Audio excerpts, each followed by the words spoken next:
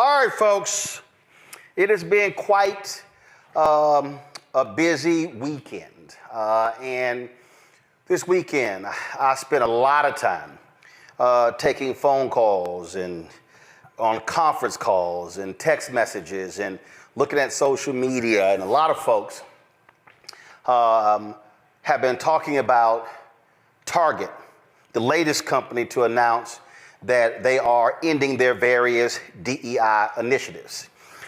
They joined the likes of Walmart, McDonald's, Lowe's, which actually has a black CEO, Toyota, as I said, McDonald's, and other companies that have made these decisions. But you've had companies that have stood with their DEI initiatives, and in the face of these conservatives like Robbie Starbuck trying to push them to get rid of them.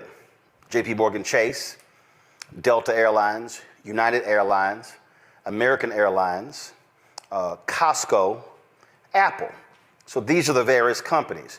Amazon has also said they will be pulling back some of their various initiatives. Now, while all of this is happening, African Americans have been responding by saying, what the hell? What's going on? Then, of course, on the federal level, you've got Donald Trump, who is ordering all the federal agencies to get rid of DEI. And so they have made this the linchpin of their week one strategy. And you've seen this happen. You had folks, the Air Force, who decided to pull the teaching the Tuskegee Airmen, and so the conservatives, in their effort to say, oh no, that's not what we meant, so they said, oh no, let's bring that back as if we're going to give you some credit for that. So as a result, this organization called Strike for All, they announced that a boycott of Target beginning February 1st. And so you've seen the social media posts they have been loading, talking about boycott Target. And as a result, people have been saying, that's right, that's the move, that's the way to go, that's what we need to do. This here, when it comes up, this is, one of the posts on social media that they posted, and it says, only by minority owned. And so, only by minority owned. And so what I have been saying is, well, actually, I posted on their Instagram page, I'm curious, you say only by minority owned, but I want to know, are those other minority owners standing with black people when it comes to battling these companies? The people who benefit the most from DEI policies are white women. White women have 70+% of the actual DEI corporate jobs, and white people do.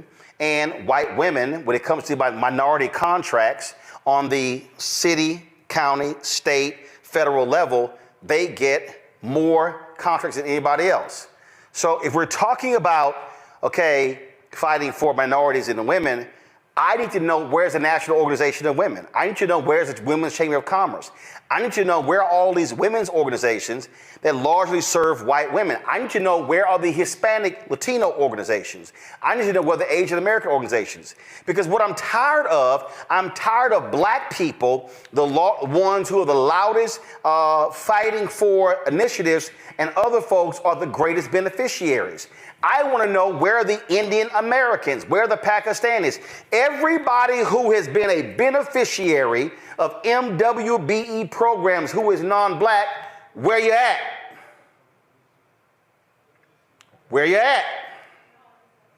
And so that's critically important for us to say because, again, we are the ones who are constantly having to shoulder the burden, having to do all of the heavy lifting, which I understand because on the federal level last year, Ron Busby, the president and CEO of the U.S. Black Chamber, Inc., he was on last week. And he said on this show that African Americans last year got the highest amount of federal contracts we've ever had, $10 billion a year, but it barely hit 2%. Well, it wasn't even 2%. Yet 78% of all MWBE federal contracts white women get. So where y'all at? So you have this call to boycott Target. And what happened over the weekend was that different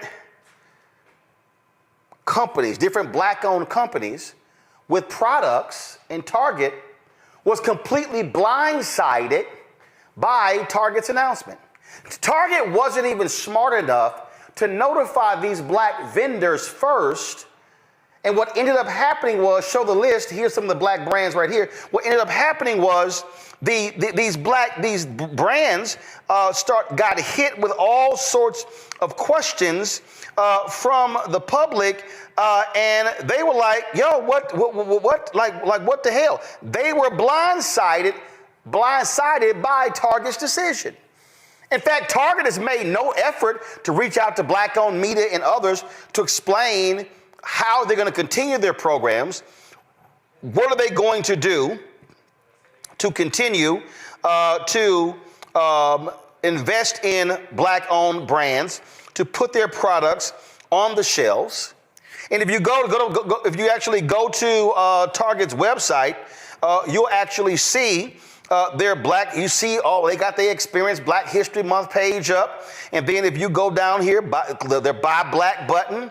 And then you see down here, shop all black-owned or founded brands. And when you click that, you will see there for the results are 1,073.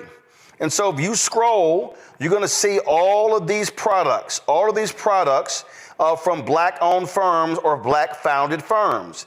And the list goes on and on and on and on and on. And so people started hitting up these owners and criticizing them and questioning them. And you had the sister who is the founder of the Lip Bar.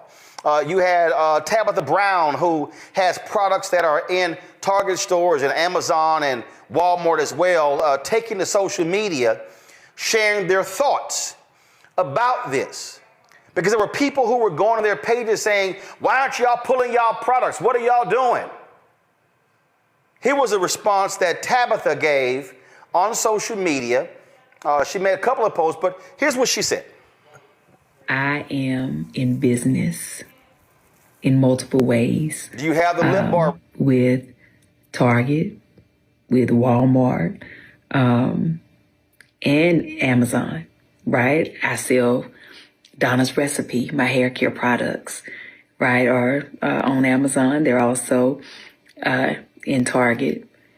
And of course, I have a huge partnership with Target. I sell my seasonings at Walmart. I do business all over, just like many other people. And what I can tell you is, if we all decide to boycott and be like, no, we're not spending no money at these organizations. Listen, I get it. And if that's how you feel, honey, I 1000% get it. But so many of us will be affected, and our sales will drop. Our business will be hurt. And if any of you know business, it doesn't just happen overnight where you can just go take all your stuff and pull it off the shelves. There's a process. And then you got to, like, where you going to put it? You got to have a place to store it. That's money, right? You got to have another place to sell it, which is almost impossible sometimes. And even if you sell online, it's a process when it comes to business. And everyone does not have the funds or the means or the availability, the space to house their own products, right? But the thing that concerns me the most, and I want you to hear me and hear me well, if we all decide to stop supporting said businesses and say, you know, I can't buy nothing from there, even the businesses who were affected by the DEI ban, right? What that does is you take all our sales and they dwindle down. And then those companies get to say, oh, your products are not performing. And they can remove them from the shelves and then put their preferred businesses on the shelves. And then what happens to all the businesses who've worked so hard to get where they are? Then what happens, right? Now, I know that something that could solve it is ownership of these big corporations, right? It's a long way to go there. There are amazing companies like the Village Market in Atlanta, right, who support small businesses, and you can go in there and there's some amazing things that you can buy. But it's one store and it's very small. We're talking about mass market. You can't build that overnight. She said, we're talking about mass market. You can't build that overnight. Tabitha's absolutely correct. And as I said, Melissa with the Lip Bar, she has posted a number of videos on her Instagram page, and she's posted the latest one, talks about selling out. So I want to deal with these black firms first. And I want to try to be as nice about this as I can. If you are on social media and you are calling black-owned companies with products on Target shelves, and you're calling them sellouts and Uncle Toms, and you're questioning why they are not pulling their products, you should shut the hell up. And the reason you should shut the hell up, because you don't know a damn thing about business. Folks, I need y'all to understand something. There are contracts. If they make various decisions, they could be in breach of contract, which means they get sued. They can incur legal expenses. What people also don't understand, especially people who have never been in business, who don't know what an EIN is, who have no idea what I'm talking about. What you don't realize is that when you own a business and you begin to place your products, they might start it in 10, 20 stores. But they might come back and say, we're not going to place your products in 2, 3, 4, 500 stores. You now have to go out and get capital to be able to acquire that inventory that's needed to sell in those stores. So now all of a sudden, here you are, a small owned business, and you might have, let's just say this book here, or my book White Fear. I might have a print run of 5,000 copies. But then when Target says we want to carry you in 500 stores, I now have to print 25,000 or 50,000 copies. Well, they're not giving that to me on consignment. I got to pay that printing company for the 50,000 copies of that book to be able to ship to Target. And so then I'm shipping the product from the printing company to Target, and I'm not actually putting it in my own warehouse. So if some folks say, well, you need to take your product off the shelves, as Tabitha said, where in the hell am I all of a sudden going to place 50,000 copies of a book? Or where am I going to place pots and pans and seasoning or hair care products? That's the thing I think a lot of us need to shut up and not realize you know nothing about business.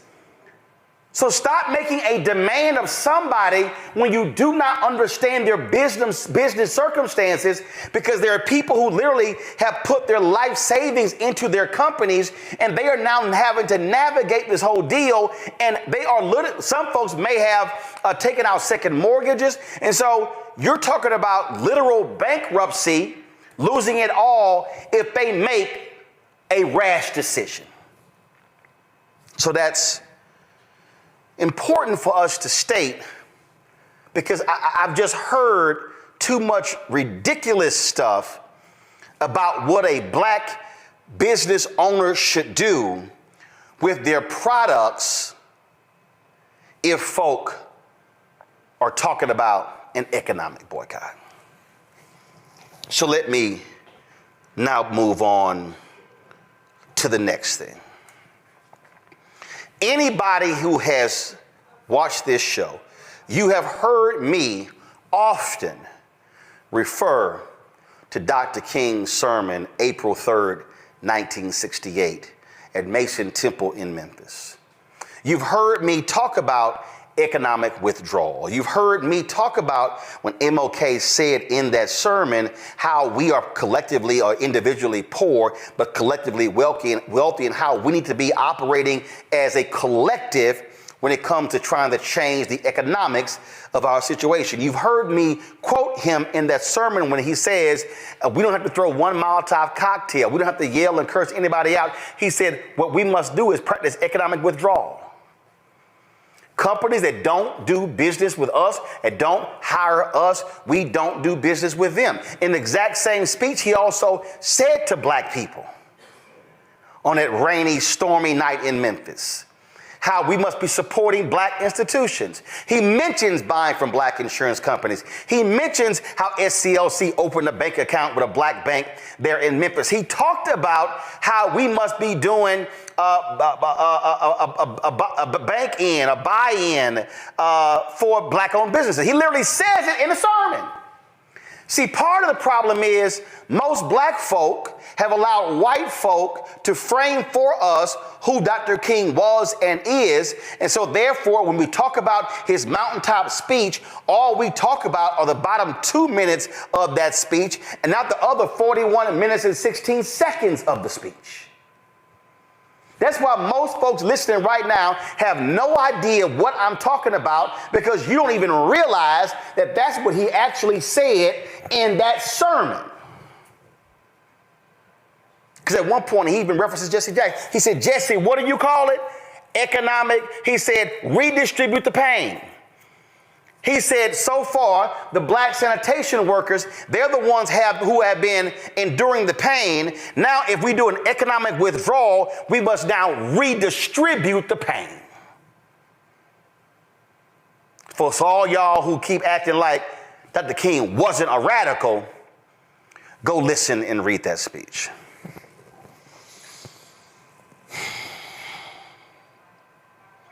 So when we talk about boycotts, there are a number of things that we have to factor in that too often we don't.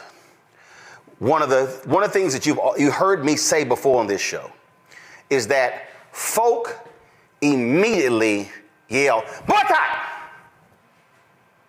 That's their first reaction to something that happened.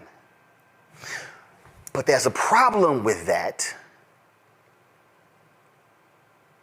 You have to actually follow a process. I think I probably sold more copies of this book than the author, Martin Depp, who's still alive. I was texting him last night.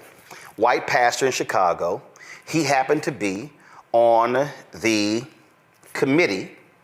He was on the committee with Reverend Jackson at Operation Breadbasket in Chicago. He was the pastor of a church. And what they did was he was on the committee. Now, when I say he was on the committee, there was a full committee.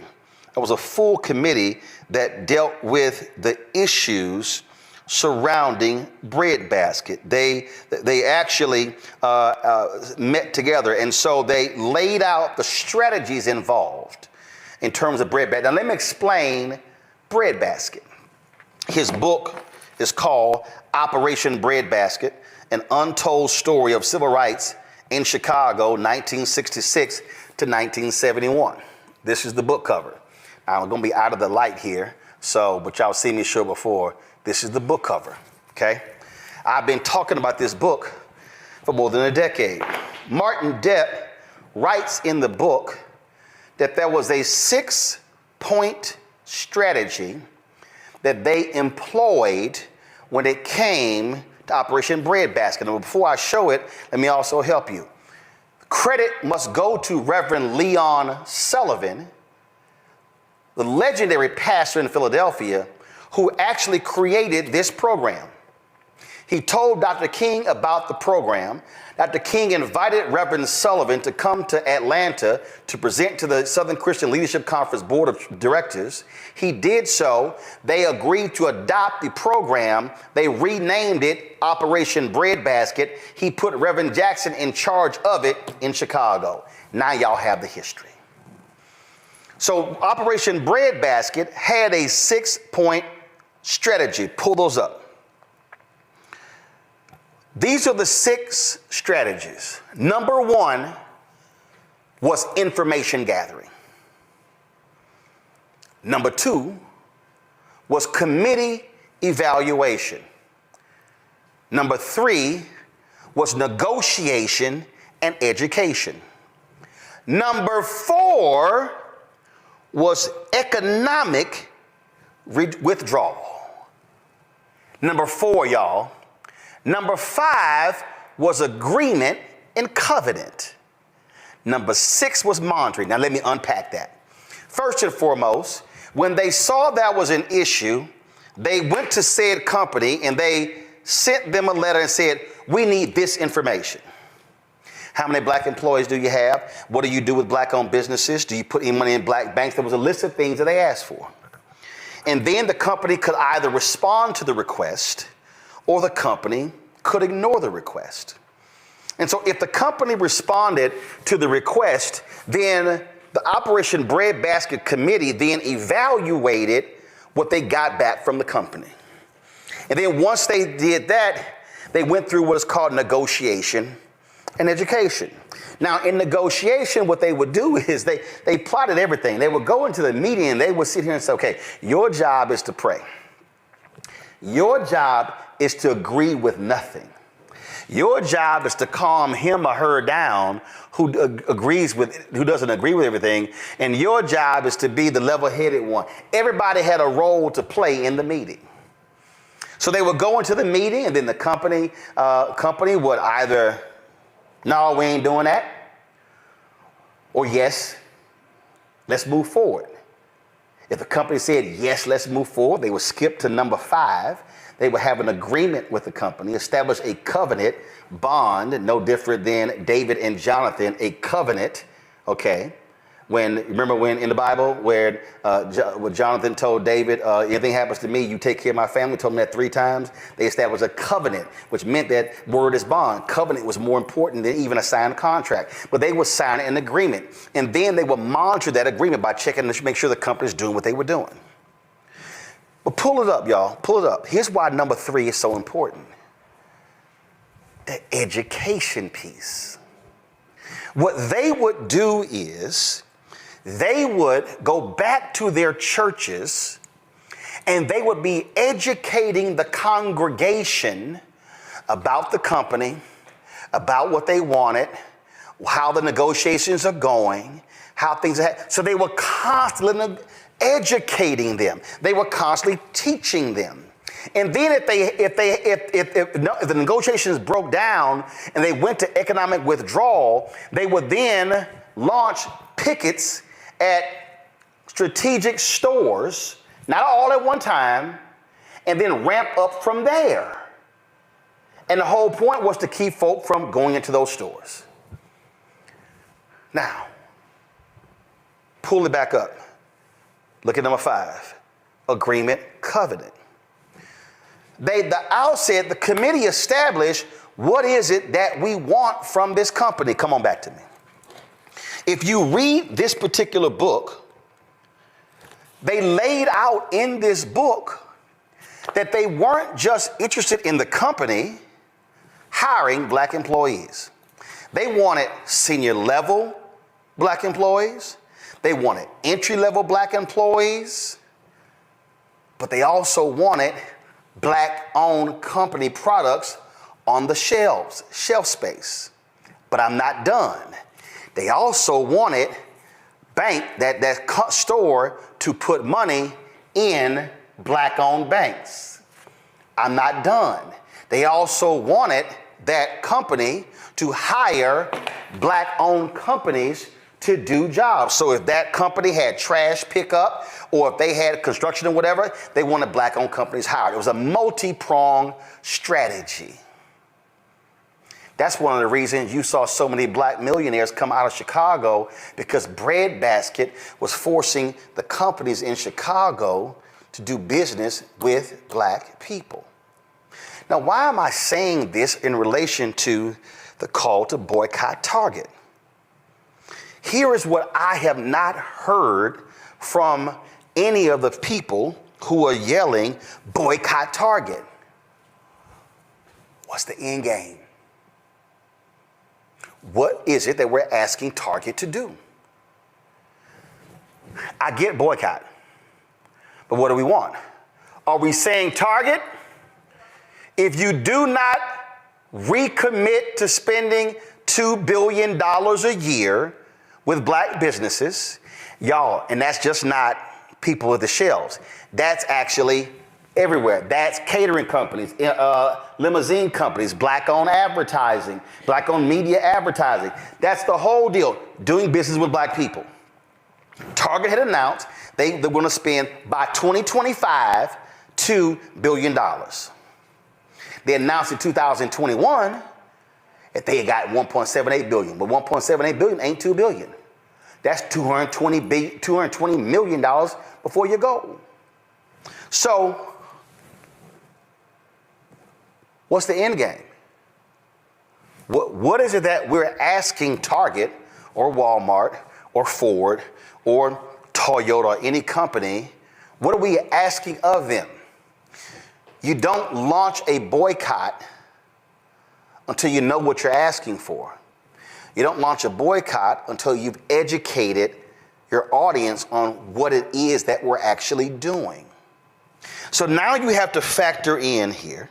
Now you have to factor in. See, here's the thing, y'all. I think a lot of people right now are rightfully responding with emotion. King said, you must channel anger into action. An economic boycott cannot be driven by emotion. It must be driven by strategy. That's what has to happen. And it can't just be, we're going to spread the word on social media. There's a whole bunch of people not on social media. So here's the question. If the boycott is going to start at Target on February 1st, have the organizers, and first of all, the question, who is the organizer? So is the organizer, are all the organizers Nina Turner's group? So that I showed y'all that strike for all, that's her group. Or is it somebody else? Like, who is it? Are we organizing picket lines at various stores? Now we also have to factor in that some Target stores have been placed in black communities where there are food deserts. See, I need us to be thinking. There are people who hit me earlier. They said, hey, there's some Target stores that are in rural areas. That's the only place in town. So the question then becomes, how do we properly execute a strategy? Now, here's the deal. And I'll pull this up here. Target, just so we understand something, you got to understand money. Right now, I'm going to pull this up for y'all. This is understanding money.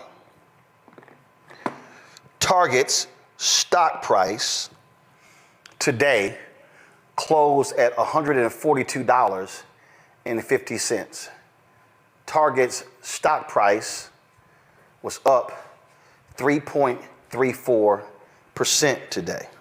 Come back. There's another figure that is important that you need to understand when you talk about corporations. That's the stock price. But then you have something called what is the market cap. This is Target's market cap, $65.3 billion. So Target's stock price is $142.50 as of today, and Target's stock price is $65.3 billion. It's market cap. So if you're talking about an economic boycott specifically of Target, what is your goal? Micro and macro. So just so you understand, when we talk about Target, I'm going to give you some numbers to put this thing in perspective because people don't get it. And I was communicating with several people. I was communicating with accountants. People were sending me data I'm trying to find. And people were emailing me. They were texting me. They were sending me. And one person ran some numbers utilizing AI. And here's what they said. 2022, Target did $109 billion in revenue. The black spending power was total of $1.6 trillion. They said you could approximate that African Americans represent 10% of Target's overall revenue, which is $10.9 billion.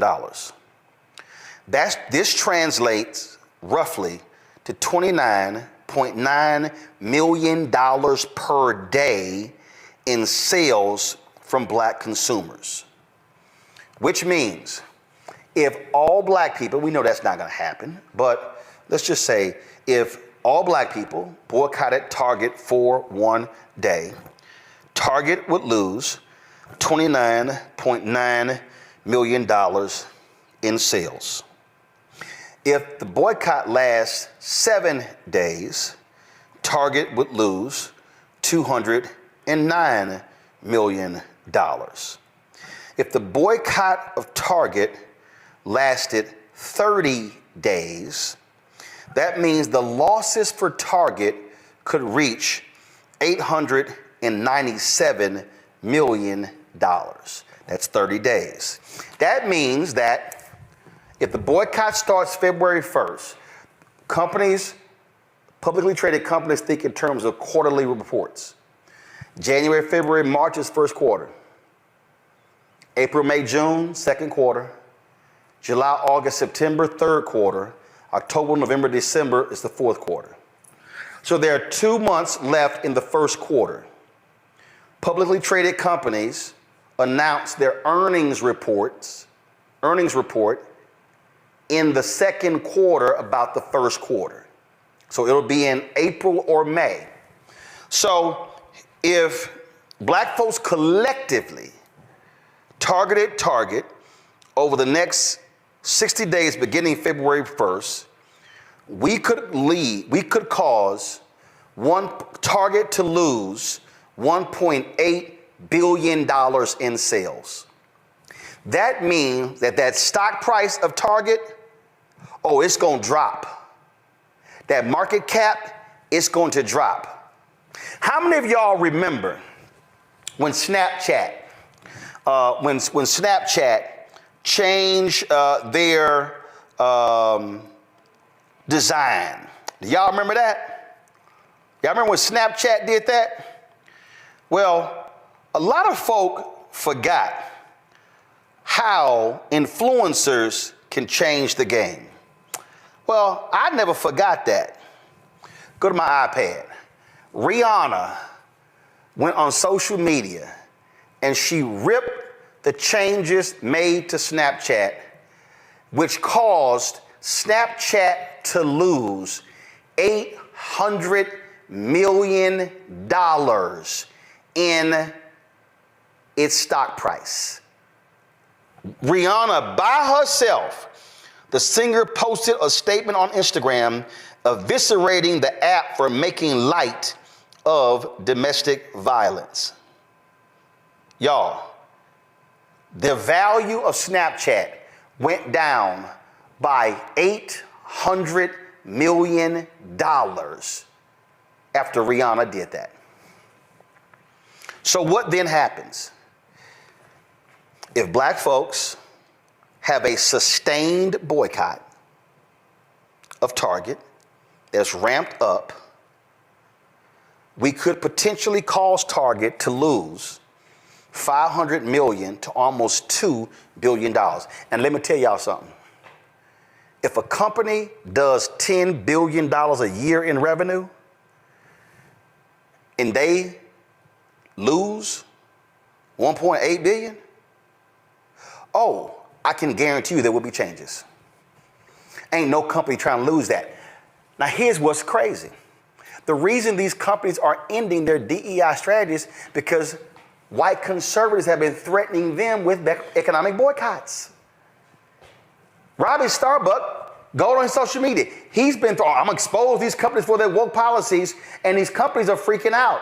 Target is freaking out because when the evangelicals, when the hard right-wing conservatives went after them for their LGBTQ displays, guess what that did? That caused Target's stock price to go down. It caused their market cap to go down.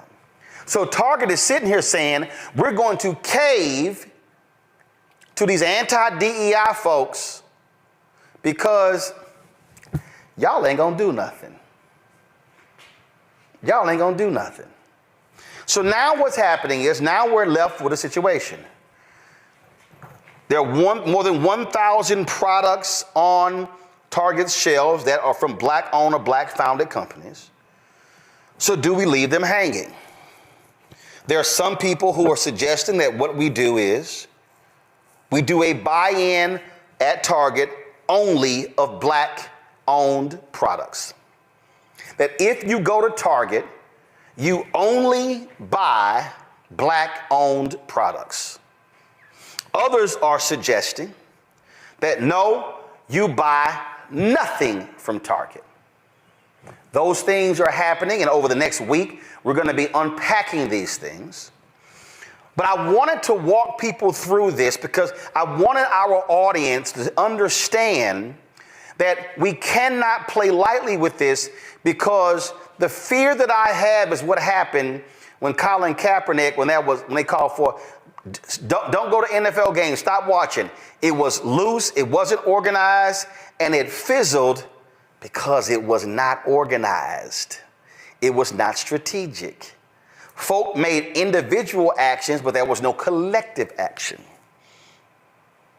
Also keep in mind, there have been economic boycotts that black people have led since MLK and Operation Breadbasket. Color of Change led an economic boycott where they had advertisers that pulled their ads from Rush Limbaugh's radio show, from Fox News, and from Tucker Carlson's television show. Very effective. I'm wearing this shirt here. Where's our money? The black folks in Cincinnati. People forget. They had some issues with police brutality there, and they led, and the city of Cincinnati was not responding appropriately. The black folks in Cincinnati launched an economic boycott saying, do not come to Cincinnati. Remember, NAACP had a boycott of Mississippi and South Carolina because of that Confederate flag rising. Family reunions, NCAA regional championships, professional sports avoided those states until they brought the Confederate flag down. Those things were done because of collective action. And so what I want us to do, I want us to be not emotional. I want us to take our emotions and channel our emotions into strategic. I want us to do this here. Pull the black businesses up. If you say, I'm sorry, Roland, I am going to make the decision that I am not going to go into a Target, fine, but I need y'all to go to their websites. I need you to buy direct, because here's the thing I need you to understand. If you buy direct, you're actually increasing their profits, because by buying direct, they don't have to share with Target. I talked to one of the black owners last night, and you know what she told me? She said, Roland, during COVID, a lot of people for 3 months bought our product. And what happened was, as business owners, we saw them buying our product. And so what we then did was we went out and we increased our production of the product. She said, but guess what happened? After 3 months, they stopped coming to the website. She said, so here we did. We ramped up our product, anticipating more business over the next 3-6 months. And then it dropped off like a cliff. Why is that important? Because black folk, we love talking about Montgomery. We love talking about the Montgomery bus boycott. But let me remind y'all, the Montgomery bus boycott was supposed to be a one-day boycott that went another 381 days. Let me remind you that the Montgomery bus boycott only happened because 50,000 black people decided that they were not going to get on that damn bus. And it was cold, it was rainy, but they still chose not to do it. And see, y'all gotta understand, it's black conservatives out there laughing at y'all right now. Here's this little child, this little black MAGA girl, went to FAMU, right here, Sharice Lane. Yeah, I'm calling you out. Look at her. Y'all be back at Target by next month. Look at the Pastor Darrell Scott, another Trump MAGA. You mean next week? I've heard some others say it. Y'all ain't gonna do it. It ain't gonna last. This stuff ain't gonna work. It ain't gonna last. We heard all that. That will only come true if we do not do what King said, which means operate as a collective. What they have to say will come true if it means that what we do is that we do not have sustained action. What I mean by sustained action is, pull the list back up. What I mean by sustained action is if you wear lipstick, stop buying it from MAC. Stop buying it from Sephora. Actually, go to thelipbar.com. Black Opal. Is it Black Opal? Desiree? I mean, buy Black Opal. If you're looking for wine, Vieri wine. If you say, you know what, I want water, right there. Drink Waterman water. Honey Pot. Now, Bevel was black founded, but it's now owned by Procter & Gamble. But figure out the product that you want to use and then say, I'm going to buy just that product. You like some mambo sauce? Go to shopcapitalcity.com. You want some muffin cakes? Go to littlemuffincakes.com. But what has to happen is we cannot do that once or twice. We have to create a state of mind where we are sustaining the action. The reason economic boycotts have failed is when the people did not continue doing it. We love to talk about, and I'm being very serious right now, we love talking about, man, we got to buy black, man, we got to do a black buy-in, man, we got to support black-owned media. And I can't tell you how many people who called me for favors always talk about, oh man, we got to support black-owned media. Then I call Keenan and say, check their name to see if they name it on the list of donors. Have they even given $1? And the answer is no. So you can't sit out there and talk about, man, look what Target did, and man, we got to boycott. Were you buying any black-owned companies' products? Do you do it on a consistent basis every month, every 3 months, 6 months, 9 months, a year? This is not a moment to be, man, all this stuff Trump doing, all this stuff the MAGA's doing, all this stuff they doing, man, we gonna have to do what we did during Jim Crow. But what you gonna do? How are you spending your money? How? See, y'all don't. Let me explain something to y'all. I've hired black folks, white folks, Latinos, it don't matter. I've hired folks to do work. But I'm intentional when I'm talking about how do we expand the pie. See, I don't need an official DEI program. Because when you do the right thing, you do the right thing. And when you have people who understand how you operate, that's what you do. I'm just going to tell y'all this here. When we started this show, we had a handful of people. And when it came to our audio, we had 4 technicians, all of them white. And I was like, yo, we got to get some black people. Now, why was I saying that? I wasn't saying that solely for my show. Because I know what happens in Washington, D.C., how when crews are hired, how there are very few African Americans. And it was like, we got to get some other folk in the pipeline to create opportunities. Steve, to his credit, when the other Steve left, Steve took over, Steve said, I'm training some additional folk, including African Americans. I didn't tell him to do it, but he understood how we do this here, what the need was. It's called creating space, creating opportunities. So now when people are looking for audio technicians, we've created a place for people to learn how to do it, and now they can get opportunities. Same thing with being videographers. Same thing with being caterers. Same thing with being event planners. Same thing with being lighting company owners. I'm going on and on and on. The reason DEI programs even exist because corporations were not doing the job in the first place. DEI today is nothing before the mama and daddy of DEI is the Chief Global Diversity Officer.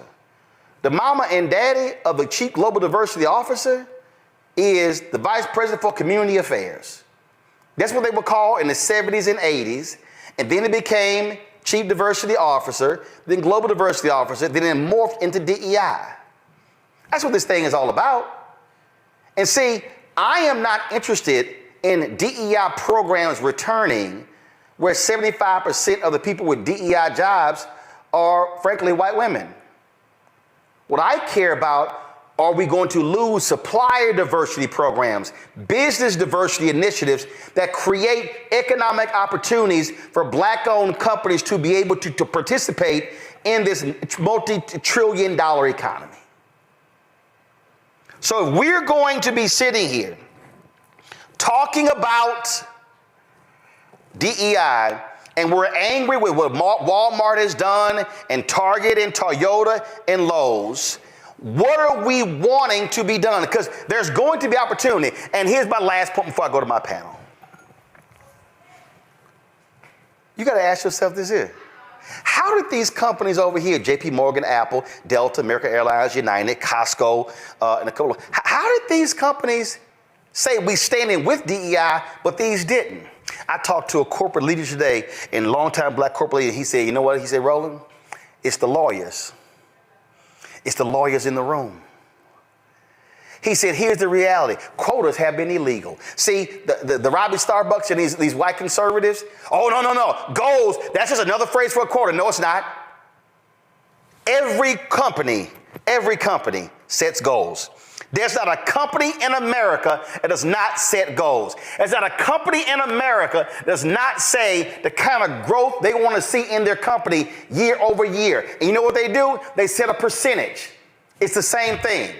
So we cannot allow these corporate lawyers to get skittish and scared and cause them to stand up. But it also requires board of directors to show some guts. Pull up Target's board of directors. The reason Target has rolled back their DI initiatives is because of these people right here. These people right here. Brian Cornell, David Abney, Douglas Baker, George Barrett, Gil Boudreaux, Robert Edwards, Switch, is that it? Donald Krause, Christine Leahy, Monica Lozano, Grace Puma, Derica Rice, Dimitri Stockton. Is that it? This is a management team. Katie Boylan, Brett Craig, Kiera Fernandez, who I called today, hard as hell to reach her, couldn't reach her. Michael Fidelki, Rick Gomez, Christina Hennington, is that it? Melissa Creamer, Jim Lee, Gretchen McCarthy, Lisa Rose, Jill Sando, Mark Schindel, keep going. Kara Sylvester, Amy Tu, Pratt Vimena, Matt Zabel. I just showed you the board of directors and the management team. They are the ones who decided to roll back DEI. They need to answer why. How is it you, Target? How is it you, Walmart? How is it you, Toyota, Ford, Lowe's? How is it that y'all don't have the guts to stand up for inclusion, but other companies have? What's the difference? And if y'all want to get rid of the DEI program, but you still say we're committed, Target, to the $2 billion a year to black products, show me how. Folks, what we have to prepare for, and I've been warned, I've been screaming this for years. I've been saying this to civil rights leaders. Stop playing around. This thing is coming. I said in the aftermath of George Floyd's death that this third reconstruction needs to last at least 20 years. Do not pull your foot off of folks' neck. But I'm going to tell y'all right now, our civil rights organizations, they did because they got too many corporate checks. And they got comfy and they got comfortable. What we need to understand is that MAGA and the right, they want to destroy the entire civil rights infrastructure.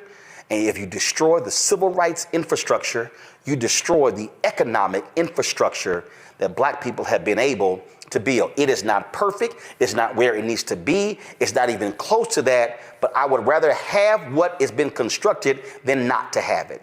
And I'm telling y'all right now, if we do not respond with economic withdrawal in a smart, efficient, targeted, strategic manner over the next 4 years, because you got no cover from the federal government, and that's going to now go to the states and now go to the counties, to the city and the school boards, you are destined to see an economic hurricane, tsunami, earthquake ravage black America because they are going to turn off the access to the contracts.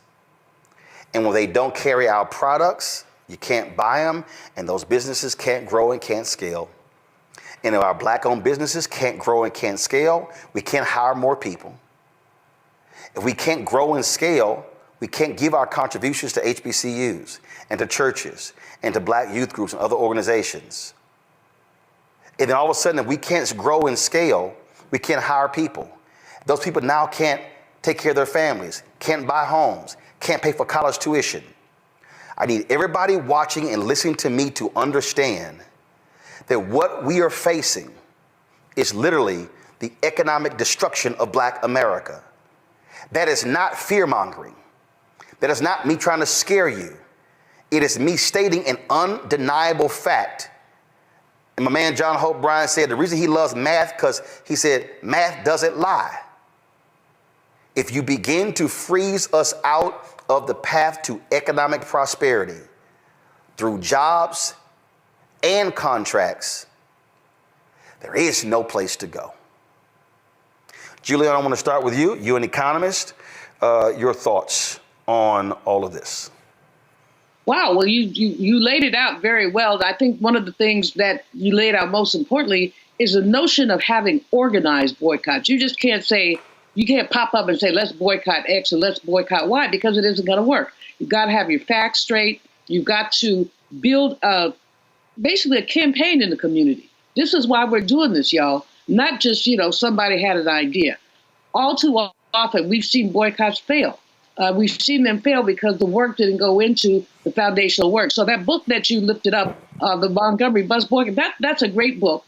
And I would advise people to check it out, mainly because it does do those 6 points. And you really are talking about not engaging, I'm going to boycott, but really looking at why you're boycotting. The other thing right now that I think is interesting is the notion of companies that merged. And so you have this interlocking thing. You say, I'm going to boycott Coca-Cola, but you go over and drink Dasani water.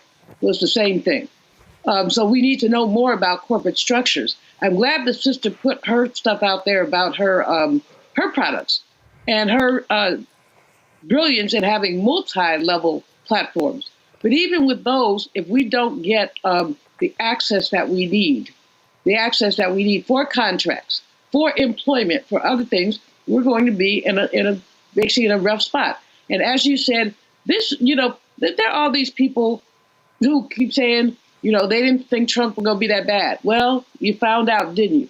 And this is just week one. And nobody is I'm glad you showed the board of Target. You saw the two black people and a couple people of color. But, everybody brown ain't down. And all of them are not necessarily affected by withdrawals from DEI. So what we have is a situation where we're living in an era of anti-blackness. The fact that the Department of Defense would even dare attempt to stomp on the legacy of the Tuskegee Airmen speaks to the rent, and then they reverse themselves, of course. But what they're doing is speaking to the rampant disregard for Black people in this country. Rampant disregard for Black people. And so we have to be prepared. And you have been talking about this for a long time, Roland, as many other people have. John Hope Bryan is great on this issue. There are others who have talked about what we need to do with we have $1 trillion plus economy, Black economy. We can be very strategic and we can have people experience pain if we're willing to work in concert. The problem, as you said, the problem is that we don't work in concert as often as we should. I mean, we basically, there not to be that much separation between us in terms of strategy. But you've got this group going over this way, this group going over that way, this one not speaking to that one.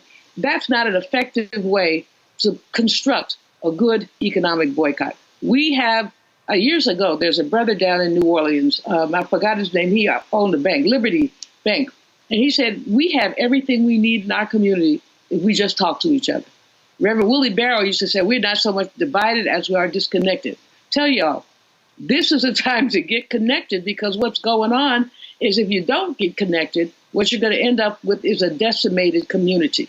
They've done it before. Economic envy is a powerful thing, Roland. They don't want to see us succeed. They want to re-enslave us. So you get rid of many of our historical markers. You get rid of the Department of Education. Why is that connected to the economy? Because then you have a bunch of ignorant people, they haven't been educated, who work for anything. They'll think the minimum wage is a good wage. And so decimating the Department of Education essentially lowers wages implicitly. And that means it weakens communities implicitly. We will need to have to find out what we can do together, and we have to do it together. I'm so happy that you talked about the Montgomery boycott, because it was organized. People met. They had a committee. It wasn't like somebody popped up and said, oh, we go boycott the bus.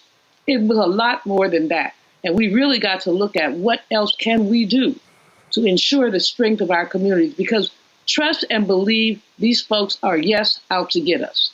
Yes, out to get us. Yep. Yes, to get us. Joe. It's interesting in that I think that the point is well made that we are not as good about the historical knowledge as we need to be. And so without the historical knowledge, the success that there has been with targeted boycotts, et cetera, that were informed boycotts, right? Without those things, you can't be successful as it pertains to a current strategy. So it is really important for us to look both ways before we cross the street.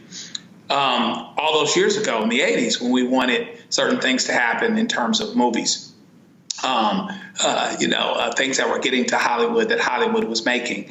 And back then, I don't know where we are now, but back then Black people bought a third of movie tickets. And this is aside from the bootlegs. Now, let's keep it real.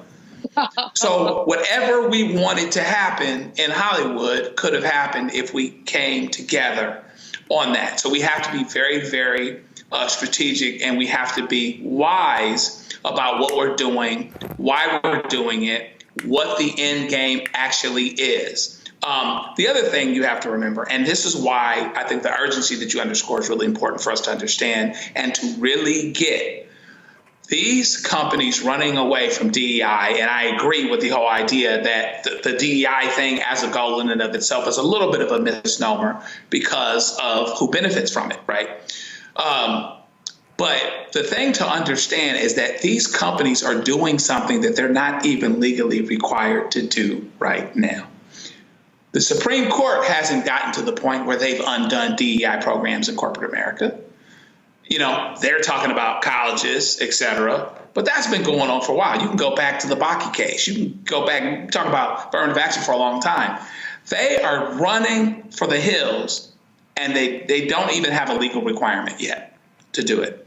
And so that's where our urgency comes from. And without strategy, as it pertains to all of these things, and they all connect, whether you're talking about how you deal with voter suppression, how you deal with economic disempowerment, and how you make your dollars count and work. You know, my mom doesn't do Amazon because she's older. She'll have me do it, or she'll go to Walmart or Target herself, which means that with a lot of our consumers, social media is not going to do it. So you got to be able to be strategic about what we do, why we do it, and what the end game is, because the things that are happening right now are not even legally required to be happening as it pertains to what these corporations are doing. They're not even required yet, but they're scared of something. So let's get to a point where they're just as scared of an economic impact on this end, and then maybe we can start making some progress. I'm a Congo. Well, the question is, why are they saying this, right? Because you have the organizations, you know, the Walmarts and the like, and those ownerships who are committed to Trump. But I'm thinking about like a Target, and I'm thinking they didn't even have to announce anything. Kind of going off Joe's point, right? Like they didn't even have to say anything at this particular point. So I don't even know if it's about a scare thing or if these organizations are emboldened to do what they didn't feel like to do what they've wanted to do all along. Dr. King talked about people believe in Black liberation on an installment plan, talked about Reconstruction ending, talked about the civil rights movement, where people say, like, we've given you enough rights and now we're stopping. You talked about coming out of the George Floyd murder, we needed to have a Reconstruction lasting another 20 years or so. And now we see that as closer to like 3, like 2.5 and the like, because of diversity fatigue. This is what we're seeing in these organizations. And so since Trump is emboldened to say stop all DEI, many of them are feeling emboldened to say the same thing. The way that we can be so successful is going back to one of your first points you said, Roland. What other organizations, what other groups of people, non-Black groups, are going to be down with this? Because the fact of the matter is that when you look at it, there are more of us collectively, numbers-wise, than there are MAGA people. You know, MAGA folks can't keep Target running and Toyota running and all of these other organizations and corporations, but collectively we all can. But I feel like these companies are emboldened enough to say that folks are not going to come together. They are not going to stand strong as it relates to demanding DEI. And so we can basically run rampant and do whatever we want. And it is up to us to prove them wrong. When you went on Instagram earlier today and said you were going to be doing this tonight, I put it on my story. I'm like, folks got to tune into this because so many people were just waiting for a plan. When I saw some organizations say we're going to take 90 days and come back with a plan, I'm like, why wasn't there already a plan in place given what Trump was already running on and what's been happening? Yep. So I respect you, Roland, for giving us a plan and a blueprint of where we should be going. And it doesn't take us that long to have to do it. So folks out there need to be listening to Roland right now, because not only is the institutional knowledge there, but the resources and the connections of Dr. Malvols and all of us are there who can help us in this particular time. So thank you, Roland. Folks, this stuff is real. If you want to understand, and this is, y'all, education is so important, get Martin Depp's book. And I'm telling you, I know I've sold more copies of this man's book than he has. You can see how my book is worn. And the reason this is important because he literally details with the minutia, the actual forms, the data on how they target companies. And one of the things that he said in the book was that the greatest mistake that they made after they had those covenants, they didn't have enough people to monitor them. So what happened is they ended up making deals, but they didn't follow through to make sure they actually got it done. The book is called Operation Breadbasket, an untold story of civil rights in Chicago, 1966 to 1971, by Martin Depp. And that is so important to get that book, because the mistake that I think that we continue to make and see is that people love to comment on speeches and events and things along those lines. And what they don't do is they don't take the time to go in depth and to understand the strategy. They don't take the time to say, okay, how was this constructed? How was this done? How did they do it? Which gives you, frankly, the blueprint to then begin to follow. How did Color of Change do this? How did they get these advertisers to stop advertising on Rush Limbaugh's show? How did he get it? How did they get it done to stop? See, this is what has to happen. We've got to be operating in a constant state of information and education, and that, for me, I think is just our biggest struggle, is that we aren't doing that. And so I want us to do that. I want us to look at the data. I want us to look at how do we do this. I want us to look at how they achieve these things, because it's there. And look, I'm gonna tell you, but the onus also has to be on people who are watching. I spent a lot of time trying to educate our people on what was happening in the advertising business, and how Black-owned media was getting screwed out of the money, and how Black-owned media was not able to get the dollars. I mean, look, I laid these things out, and you know what? If I commented on something else that really wasn't that big of a deal, oh, trust me, I would see the likes and everything. But when I was talking about the money, folk were not listening. I reached out, so for me, I'm always looking at the strategy. This is a photo of me and Martin Depp at Rainbow Push when they announced Freddie Haynes. We were going to try to get him on the show. He said, listen, I'll move that fast. So I hit him last night. I want to get him on the show today. So Carol's going to try to work, because I think it's important us to hear from the people. Tomorrow, well, I forgot, one of y'all mentioned Montgomery bus boycott. I'm going to bring in my book of the sister who folks don't give any credit, because I want to explain to people the strategy of the Montgomery bus boycott. Because again, we cannot have folk running around talking about let's boycott Target, boycott these companies, if we don't understand the strategy, how they kept them together, how they planned it, how they organized it. All of that gives us, again, something to learn from today to move forward. And so that's what we're going to be doing all week. And so we're going to reach out to the folks with the strike organization, because I want to ask some questions I want to ask of them. I was talking to a pastor today, and they are organizing something different, where it's going to be, they're not calling it a boycott of Target, but they're calling it something else. So there are multiple things that are happening. But I do believe this. What Dr. King said, I agree with him 100%, when he said we must utilize economic withdrawal when it comes to these companies. And I want all of you who are listening to me to actually take the time, and I want you to go listen to that particular speech. I want you to listen to what he had to say. I want you to read the speech so you can actually hear when he laid this whole thing out. Because I'm telling you, every time I talk about this here, people think I'm crazy, and they go, man, I never heard any of that. And so what we'll do tomorrow is we're going to play that part where he talked about economic withdrawal, and we're going to play the part where Dr. King talked about how we need to have collective action, how we must have unity in order to make it happen. And so that's what we're going to do. And so, y'all, this is why we don't waste our time with gossip and Real Housewives and all that kind of stuff, because there's enough of that mess out there in Black America. This is real. We're talking about billions and billions of dollars. Let me say that again, y'all. The federal government spent last year more than $600 billion on contract and services. Just the federal government. Black people got 10 billion of the 600 billion.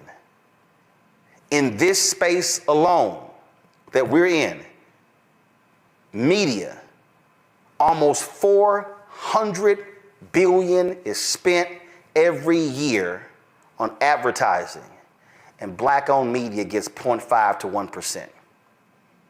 We can go sector to sector to sector, and we can show you 0.5, 1.5, 2%.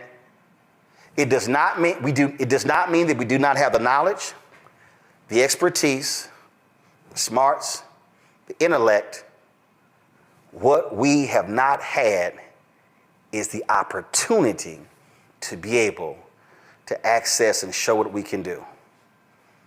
And in America, if you want to understand America in a nutshell, only in America can you go from an esteemed, retired, 4-star general who was the Secretary of Defense to a Fox News host who's a white guy.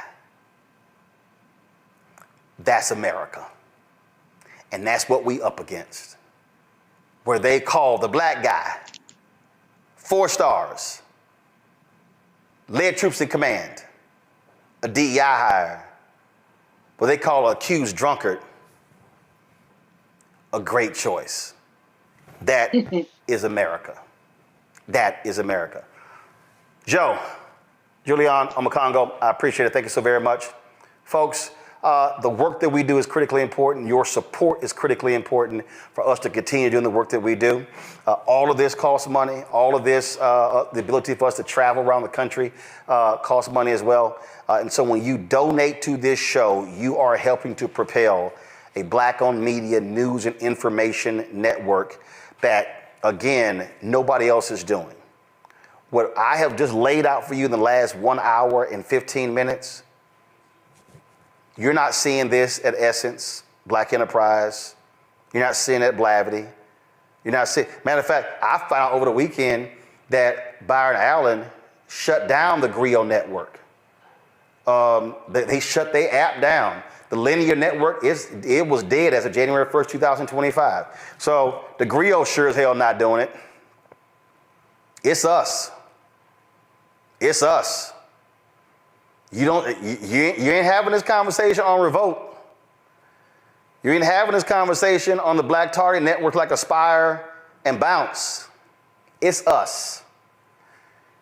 And in order for us to keep doing what we do, we got to fund us. Support the work that we do. Join our Bring the Funk fan club. You heard what we just talked about there. Folks, I can't reiterate this enough. Listen to me clearly. I cannot reiterate this enough. When you've got technology companies running scared, when you've got legacy media not doing their job, when you've got black-owned media that is disintegrated, now is more than ever for us to have independent media that cares about the truth, that is willing to say what needs to be said. So when you support Roland Martin Unfiltered, this show, when you support the Black Star Network, you're not just supporting me, you're supporting the other shows. Our goal is to add 2 more shows this year. We want additional shows. We want more weekly and daily shows because we want to be able to speak truth to power. We want to be able to say what is necessary where other people are scared. And when you are scared, when you're looking over your shoulder, oh my God, that advertising contract is not going to come in. Well, guess what? A lot of these major ad agencies, they're not even supporting us anyway. You know, in 6 years of doing this show, Group M hasn't done a damn thing with us. Publicis hasn't done anything with us. You've got Horizon, you've got all of these folks, they haven't done jack. And so we are calling it like we see it, and we're speaking truth. And unlike some of these other so-called progressives and people who believe in truth, I'm not running around trying to kiss MAGA ass and kiss Trump's ass. I won't be going to Mar-a-Lago, not for a damn thing. And so this is about us being able to speak truth. So when you support this show and this network with your resources, it is exactly what is happening, because we are trying to build something that is bigger and broader, and actually it has the courage to say what needs to be said, even when it makes other folk uncomfortable. If you want to contribute giving Cash App, use the Stripe QR code. This is it right here. And if you are listening, simply go to blackstarnetwork.com to check it out. Also, if you want to see your checking money order, some of y'all old school, we understand that. See your checking money order to P.O. Box 57196, Washington, D.C., 2003 7-0196. PayPal, R. Martin Unfiltered. Venmo is RM Unfiltered. Zelle, Roland at RolandSMartin.com, Roland at RolandMartinUnfiltered.com. And again, folks, we've got some 4 million social media followers. If only 20,000 of our fans contribute at least $50 each, which comes out to $4.19 a month, 13 cents a day, that's $1 million. It allows us to be able to continue to build, to add these shows and do the work that's required. So your support is needed. So please join our Bring the Funk fan club today if you've not already joined. If you have given to us in the past, please renew your commitment, because it's important that we support Black-owned media, because Black-owned media matters.